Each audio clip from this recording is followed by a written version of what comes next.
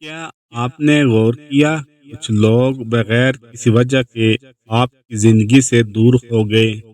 ہم سمجھتے ہیں لوگوں کا جاننا ہماری ہار ہے، مگر حقیقت میں یہ اللہ عز و جل کی حفاظت ہوتی ہے۔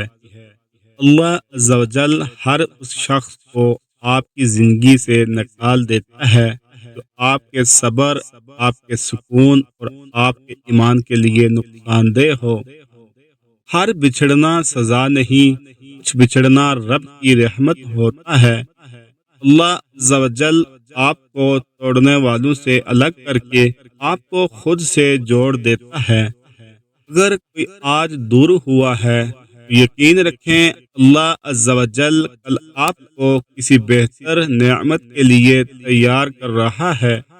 یا اللہ عز و جل جن لوگوں کا جاننا ہمارے حق میں بہتر تھا ان پر ہمیں صبر عطا فرما اور دلوں کو اپنے یقین سے بھر دے، آمین۔